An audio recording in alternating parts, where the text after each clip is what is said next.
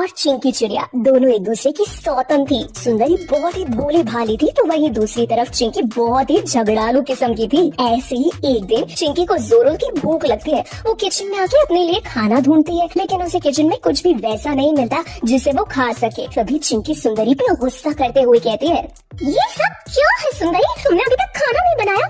तुम्हें घर की कोई चिंता है या नहीं? दोपहर के 2 बज चुके हैं लेकिन अभी तक तुमने खाना नहीं बनाया। अब ये बताओ कि मुझे इतनी जोरों की भूख लग रही है, मैं क्या खाऊं? अरे चिंकी, खाना तो बना हुआ है।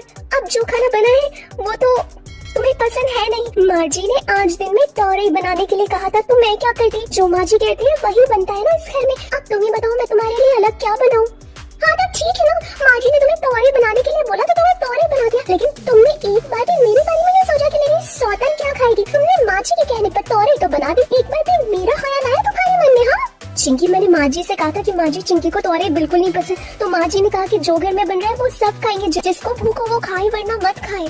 मुझे तो ऐसा लगता है कि माँ जी को ना तुमने ही बोला होगा जानबूझकर, ताकि मैं आज पूरा दिन खाना नहीं खा पाऊँ, क्योंकि मैं तो हूँ तुम्हारी सौतन ना। तुम इससे जलती होगी, तुम तो ये सोच रही होगी कि मैं खाना ही ना खाऊं और फिर ना खा के भूखे ही मर जाऊं, फिर उसके बाद घर में पूरे घर में तुम्हारा राज होगा, है ना? अरे चिंकी, तुम ये कैसी बातें कर रही हो? तुम मेरी छोटी बहन हो। बस बस, जो देखना था वो मैं देख चुकी हूँ। तभी वहाँ सास मेनका कबूतरी आती है और मेनका चिंकी को सुनाते हुए कहती है, ये सब क्या है चिंकी? तुम्हें शर्म नहीं आ रही क्या? घर का सारा काम अकेले सुंदरी करती है और एक तुम हो जिसे कोई फर्क ही नहीं पड़ता। ऊपर से उसके काम में कमी निकाल कर उसे परेशान करती हो। सुख चैन अच्छा नहीं लगता क्या तुम्हें इस घर में? या फिर आए दिन कोई ना कोई कलेश करने के बारे में ही सोचती रहती हो? बताओ।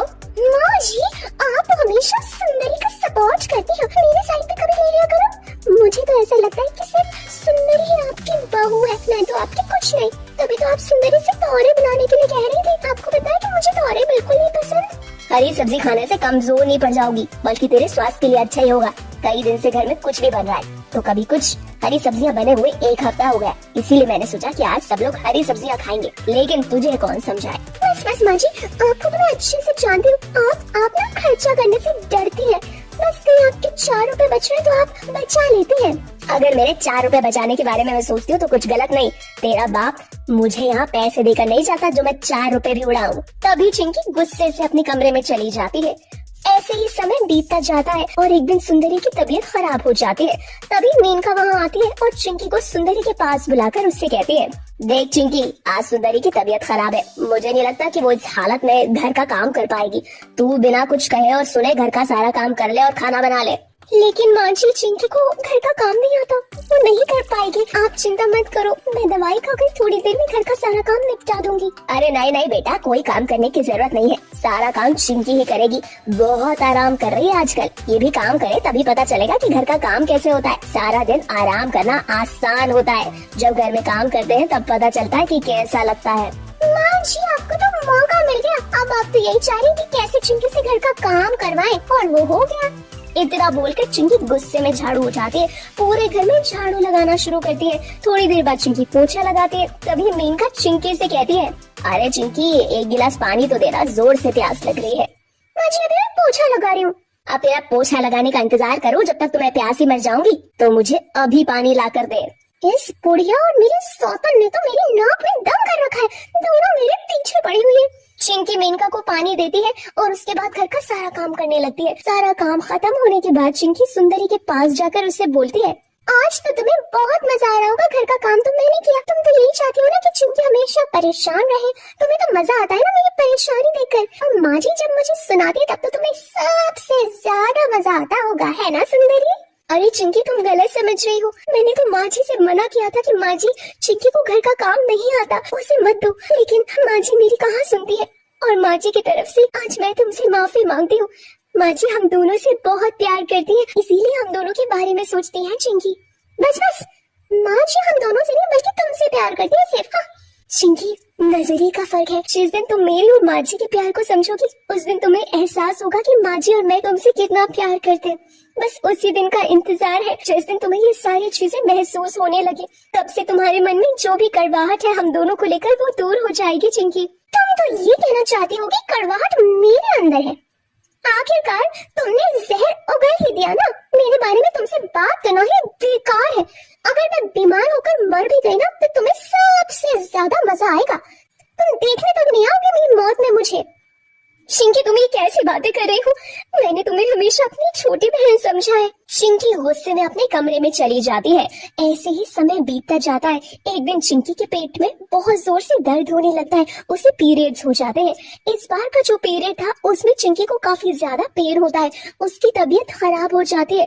उसकी तबीयत को देखकर सुंदरी और मेनका दोनों उसकी बहुत देखभाल करते हैं। समय से उसको हेल्दी हेल्दी खाने की चीजें देना, उसकी साफ सफाई का ध्यान रखना और पूरे टाइम उसको आराम करने देना। ये सब देखकर चिंकी को बहुत शर्मिंदगी महसूस होने लगती है और वो सुंदरी और अपनी सास से माफी मांगते हुए कहती है, माँ जी और सुंदरी, आप दोनों मुझे माफ कर दीजिए। मैं हमेशा से आप दोनों को गलत समझती आ रही थी। आप दोनों तो मुझे बहुत प्यार करते हैं और मेरी इतनी केयर करते हैं। मुझसे बहुत बड़ी भूल हो गई आप दोनों के प्यार को पहचानने में। अरे चिंकी तुम ज्यादा मत सोचो, तुम्हारी तबीयत ठीक नहीं है। अब बस तुम आराम करो और मुझे और माँ जी को तुमसे कोई शिकायत नहीं। अगर तुम्हें अपनी गलती का एहसास हो गया है तो तुम्हारे लिए ये बहुत है। बाकी पीछे क्या हुआ क्या नहीं उस सब के बारे में बात करने का कोई मतलब नहीं बनता चिंकी। सुंदरी बहू बिल्कुल सही कह रही है। मैं तो इतना कहती हूँ कि तुम दोनों भले ही सौतन हो, लेकिन मैं हूँ तुम दोनों को प्यार करने के लिए। ठीक है माँ जी, मैं वादा करती हूँ आपसे कभी भी घर में कलेश नहीं करूंगी, मिलजुल कर रहूंगी।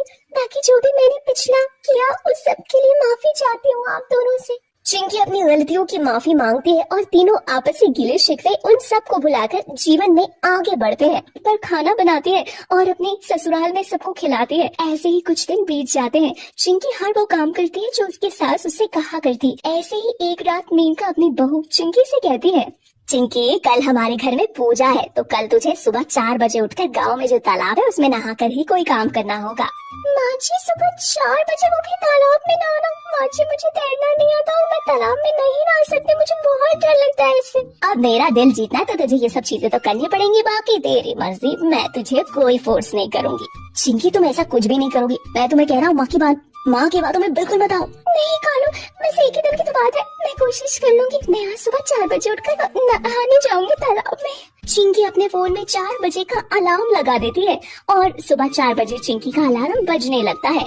बेचारी चिंकी नींद से उठती है और सुबह सुबह तालाब में नहाने के लिए निकल जाती है।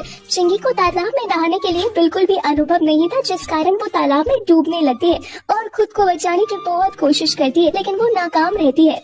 तभी वहाँ गांव के कुछ लोग चिंकी को तालाब से निकालते हैं और उसे पास के अस्पताल में भर्ती करवाते हैं। जब ये खबर कालू को लगती है तो वो भागा भागा अस्पताल जाता है। किसी तरह डॉक्टर चिंकी की जान बचा लेते हैं। ऐसे ही कुछ दिनों बाद चिंकी अपने घर वापस आती है। तभी कालू अपनी माँ मेनका कबूतरी को सुनाते हुए कहता है, माँ अगर आपको चिंकी पसंद नहीं है तो आप साफ साफ बोल दो, मैं चिंकी को लेकर यहाँ से चला जाऊंगा। चिंकी को क्यों फालतू की उम्मीद में आपने रख रखा है? अगर वो आपकी सारी बात मानेगी तो आप उसे इस घर की बहू का दर्जा देंगी, उसे पूरे दिल से आप स्वीकार कर लेंगी। आज आपकी वजह से चिंकी की जान भी जा सकती थी माँ। हाँ बेटा, तू बिल्कुल सही कह रहा है। आज मेरी वजह से चिंकी की जान चली जाती, लेकिन सच बताऊं बेटा, मैं अपनी गलतफहमी में बहुत ज्यादा अंधे हो गई थी। मुझे हमेशा से ही लगता था कि शहर की बहू में बिल्कुल अच्छी नहीं होती, लेकिन सच बताऊं तो शहर की हो या गांव की हो बहू, इससे फर्क नहीं पड़ता, उसके संस्कारों से पड़ता है। और चिंकी के संस्कार ऐसे हैं कि वो शहर में रहने के बाद भी एक अच्छी बहू होने के योग्य है। इस तरह मेनका कबूतरी अपनी बहू चिंकी से माफी मांगती है